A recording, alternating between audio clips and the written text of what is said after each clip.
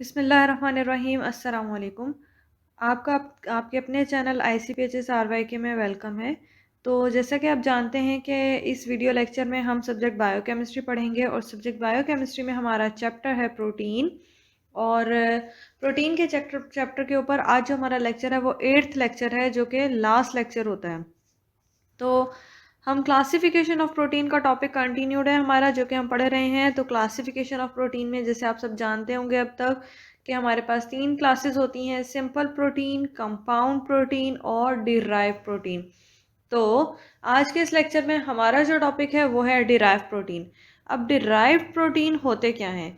ये ऐसी क्लास है प्रोटीन की जिसमें जो सब्सटेंसेस इंक्लूडेड हैं डिराइव प्रोटीन में, जो नाम अब हम डिस्कस करेंगे, जो नाम इंक्लूडेड होंगे, बेसिकली वो प्रोटीन्स होते हैं जो कि उससे पहले वाले प्रोटीन यानी कि सिंपल प्रोटीन या कॉन्जुगेटेड प्रोटीन से बने हों। तो सिंपल प्रोटीन में जैसे कि अमाइनो एसिड थे, जिसे हमने पढ़ा कि हमारे पास अमाइनो एसिड होते हैं, अमाइनो एसिड मिलके प्रोटीन बनाते हैं, और वो जो प्रोटीन होते हैं वो फिर different type of polypeptide chains बनाती हैं।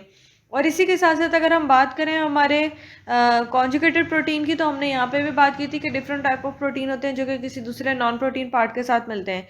तो अब हम ये बात कर रहे हैं कि अगर इनमें से किसी भी सिंपल प्रोटीन या कोई भी कॉन्जुगेटेड प्रोटीन अगर तो इस तरह से टूटे कि उसके सब ग्रुप्स बना ले या उसके सब प्रोटीन्स बना ले, तो वो प्रोटीन डिराइव प्रोटीन कहलाते हैं।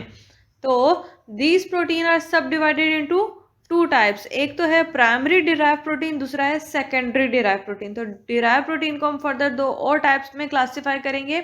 एक होगा प्राइमरी डिराइव प्रोटीन, दूसरा होगा सेकेंडरी डिराइव प्रोटीन। अब बात आती है प्राइमरी डिराइव प्रोटीन की कि वो क्या होते हैं।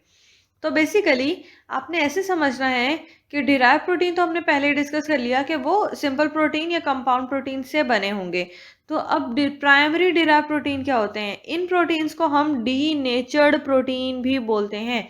डीनेचरेशन क्या होती है? डीनेचरेशन का मतलब होता है अपनी नेचर को खो देना, या अपने कैरेक्टरिस्टिक्स को खो देना, या अपनी जो प्रॉपर्टीज़ हैं उनको ख़त्म कर देना। तो प्राइमरी डिराइव प्रोटीन ऐसे प्रोटीन होते हैं जो कि डीनेचर्ड हो जाते हैं, जिनकी प्रॉपर्टीज़ ख़त्म हो जाती हैं। अब ये डीनेचर कैसे हो जाते हैं? प्रोटीन बनने के लिए क्या चीज़ चाहिए थी? Amino acid. अमाइनो एसिड मिलके कौन सी लिंकेज के थ्रू प्रोटीन बना रहे थे? Obviously peptide linkage.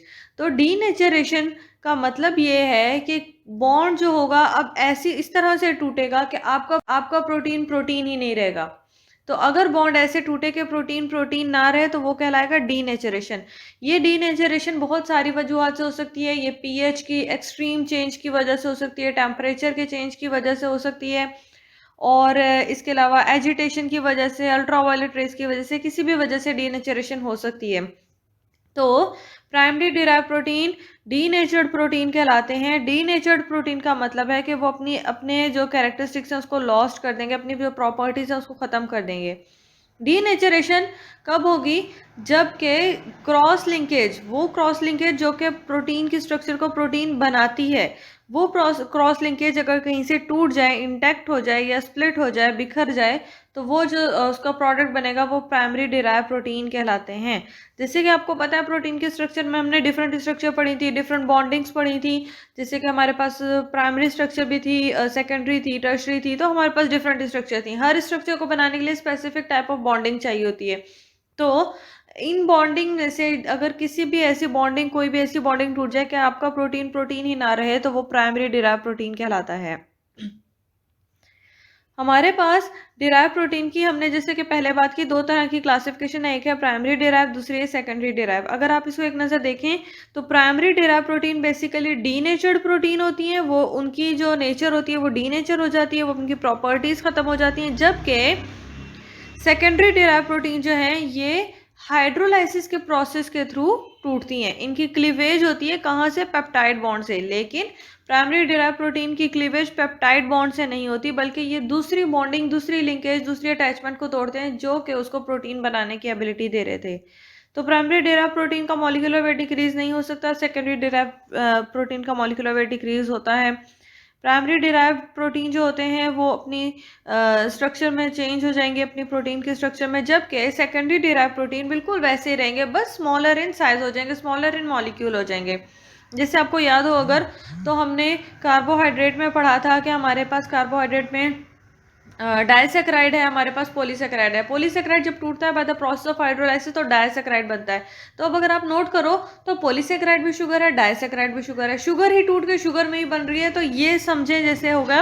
अब अगर ऐसी टूटना, ऐसी ब्रेकडाउन हम पढ़ेंगे प्रोटीन में तो वो सेकेंडरी डिराइव प्रोटीन में आएगा। जबकि अगर मोनोसेक्राइड टूटेगा तो वो मोनोसेक्राइड दोबारा से शुगर में नहीं टूटेगा, दोबारा से कार्बोहाइड्रेट में नहीं टूटेगा, उसमें एल्डिहाइड कीटोन की बॉन्डिंग नहीं होगी।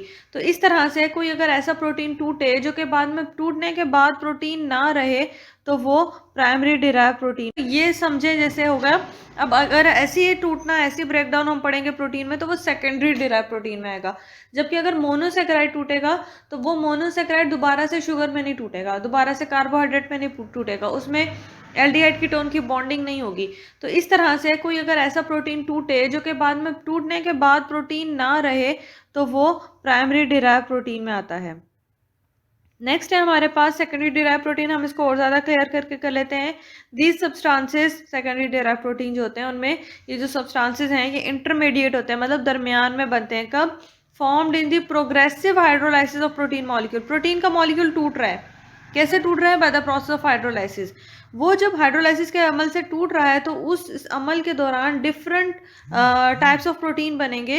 ये जो डिफरेंट टाइप ऑफ प्रोटीन है बेसिकली ये डिफरेंट साइज़ के होते हैं, डिफरेंट अमाइनो एसिड की कंपोजिशन होती है और ये डिफरेंट मॉलिक्यूलर साइज़ के होते हैं। ये सेकेंडरी डिराइव प्रोटीन कहलाते हैं। हमारे पास इसमें जो नाम है हमारी बुक के अकॉर्डिंग वो है प्रोटियोजिस, पेप्टोन्स, पेप्टाइड, पॉलीपेप्टाइड और ओलिगोपेप्टाइड। लेकिन आपने याद रखना है कि हमारे पास यहाँ पे जो बुक में है नाम, इसमें से आपने ये जो हमारे पास थर्ड नाम है ये पेप्टाइड, आपने इसको रिमूव कर देना है, इसको काट देना है, क्योंकि हमारे पास सेकेंडरी डिराइव प्रोटीन में टोटल 4 क्लासेस होती हैं, प्रोटियोजिस, पेप्टोन, पॉलीपेप्टाइड और ओलिगोपेप्टाइड।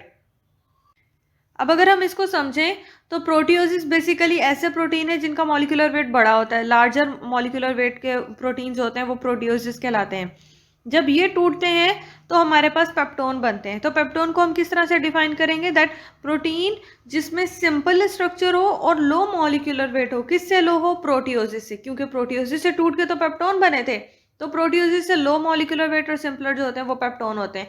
अब हम इसको फर्दर पॉलीपेप्टाइड को कैसे क्लास डिफाइन करेंगे? हम ये कहेंगे कि जब पेप्टोन टूटेंगे तो पॉलीपेप्टाइड बनेगा और फिर जब पॉलीपेप्टाइड टूटेंगे तो ओलिगोपेप्टाइड बनेंगे। तो हम इसको ऐसे भी कह सकते हैं कि पॉलीपेप्टाइड पेप्टोन से ज़्यादा सिंपल हैं और ओलिगोपेप्टाइड पॉलीपेप्टाइड से ज़्यादा सिंपल हैं। तो ये हम इसको इस डिफरेंट तरीक़ों से क्लासीफाई करते हैं। अगर हम मॉलिक्यूलर वेट की बात करें तो ये सीक्वेंस आपने ऐसे याद करनी है। प्रोटियोजिस सबसे बड़े हैं, फिर जब वो टूटेंगे हाइड्रोलाइसिस होगी तो पेप्टोन बनाएंगे, जब पेप्टोन टूटेंगे तो पॉलीपेप्टाइड बनेंगे और जब पॉलीपेप्टाइड टूटेंगे तो ओलिगोपेप्टाइड बनेंगे। तो सबसे छोटे हुए ओलिगोपेप्टाइड, फिर उससे बड़े हुए पॉलीपेप्टाइड, देन पेप्टोन्स और जो सबसे लार्जर हमारे पास होगा वो होगा प्रोटियोजिस। तो ये सेकेंडरी डिराइव प्रोटीन थी। इसके साथ हमारे पास यहाँ पे जो हमारा प्रोटीन का चैप्टर है वो कंप्लीट हो गया है। तो इंशाल्लाह नेक्स्ट हम लेक्चर में हम नेक्स्ट चैप्टर स्टार्ट करेंगे। तब तक स्टे ब्लेस्ड, अल्लाह हाफिज़।